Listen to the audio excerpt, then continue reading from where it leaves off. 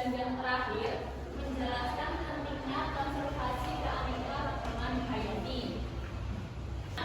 Pengertian dari lingkungan adalah segala sesuatu di sekitar makhluk hidup yang mempengaruhi kehidupan. Ada dua komponen. Yang pertama itu komponen biotik. Ada yang tahu komponen biotik itu apa?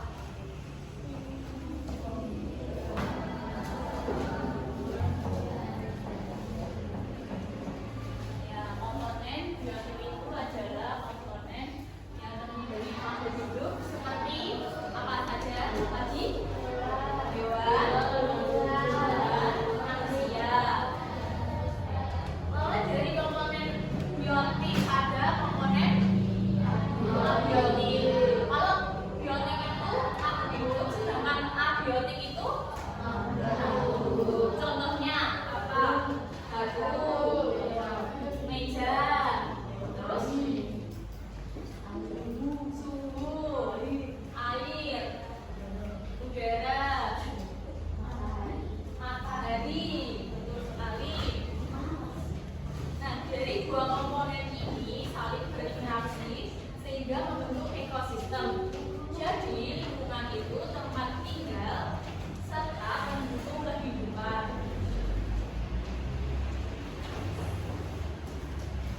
Nah, tadi ada komponen biotik, terdiri dari manusia, hewan, tumbuhan. Makhluk hidup saling berinteraksi.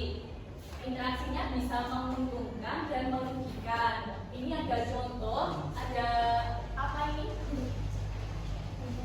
Tumbuhan, hinggapi kuku. Ini menguntungkan atau merugikan? Karena apa?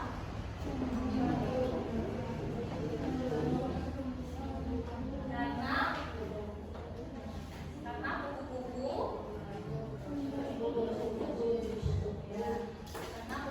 itu menyerap nektar dari bunga, dan bunga itu bisa menyerap. Kemudian di sini ada gambar apa itu? Nyamuk. Itu menguntungkan atau merugikan? Siapa? Manusia. Contoh dari komponen biotik, manusia, hewan, kemudian tumbuhan.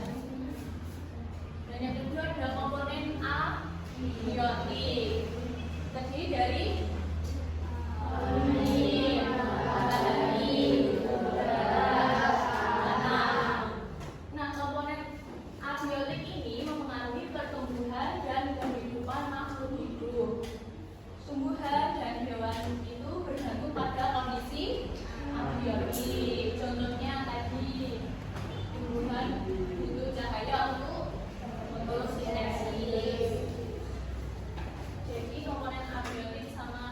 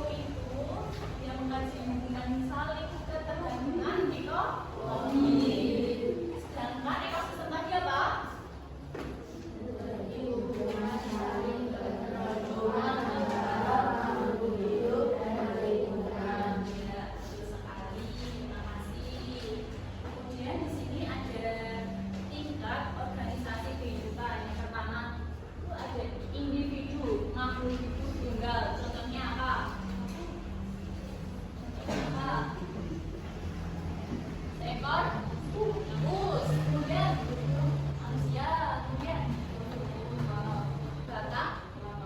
Ya, betul sekali. Untuk yang kedua itu adalah populasi, kumpulan makhluk hidup sejenis. Contohnya apa? Yang bisa? Apa contohnya? Ya. Coba dibaca.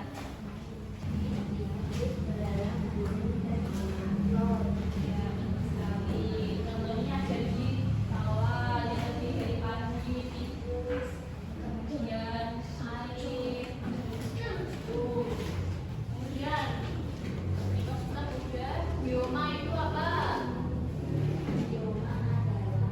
Bioma adalah sistem yang sangat luas. Contohnya bioma gurun, kemudian bioma hutan hujan tropis. Biosfer itu seluruh kehidupan di bumi. Kemudian di sini ada aliran energi. Coba Mas bisa dibaca itu pengertian dari aliran energi.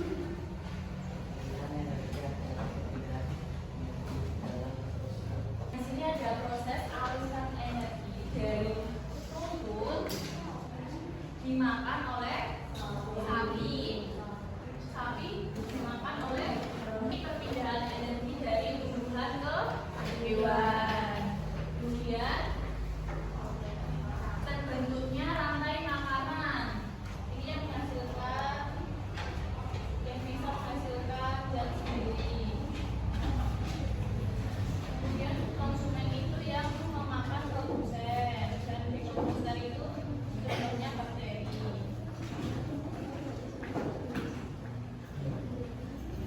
Kimia di sini adalah siklus perubahan materi yang terjadi dalam suatu ekosistem. Jenis-jenisnya karbon, nitrogen. Ada yang bisa jelasin nggak siklus air ini? Ada yang berani maju? Jelasin aja. Bisa. Dari tumbuhan. Nah, ini terbentuknya kondensasi. Penguapan air tadi menjadi awan. Kemudian awan turun. Kemudian terjadinya hujan. Nah, siklus ini itu terus berulang. Gak paham ini, yang ini? Coba pengertian mutualisme. Ayo. Mau maju?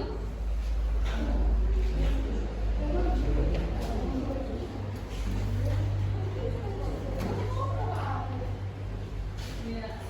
Habis ini nanti Raisa nunjuk satu temannya buat menuliskan pengertian dari sintesis. Ya boleh. Jadi udah ini tadi tahu garis. Garis itu apa?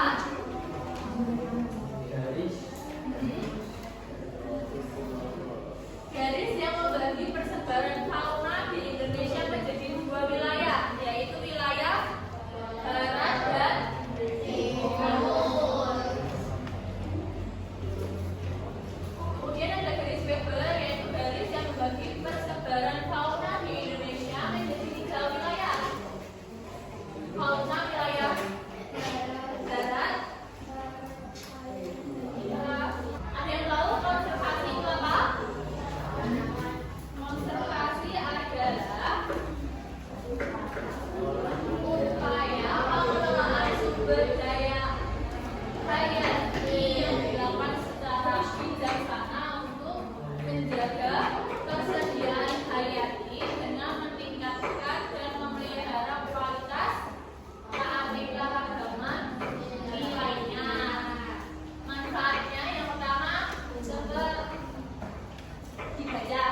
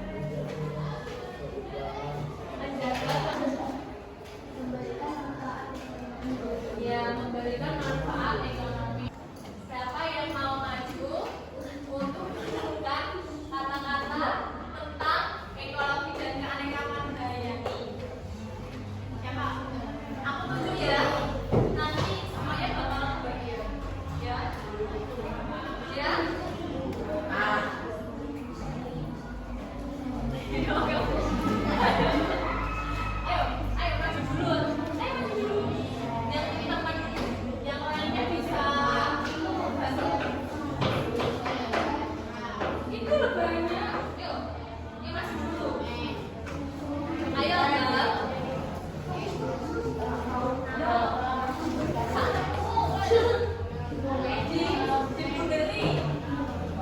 Nanti kamu tunjuk satu orang ya. Yuk.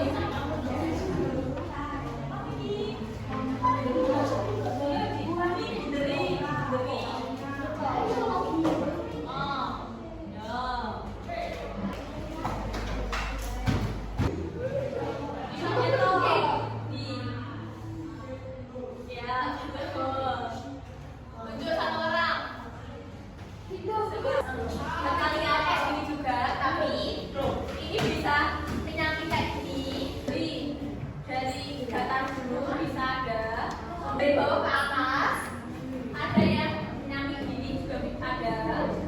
Bacanya juga ada yang kayak gini. Dari bawah ke atas ada 12, nanti Isa bisa kalian aja. Minimal ya.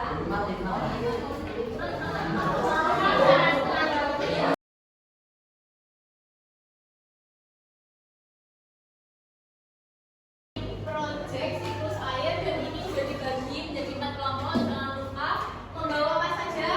Gunting, biasa. Jangan lupa besok dibawa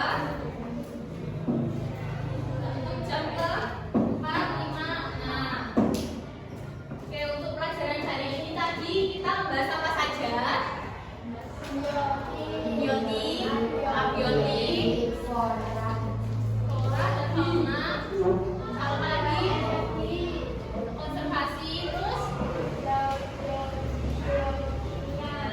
biokimia dan seterusnya. Nanti udah belajar banyak dan semuanya udah hebat, bisa maju ke depan untuk menjawab ini, menjawab mencari kata. Untuk sekian dari Mbak Fatim. Jangan lupa besok proyeknya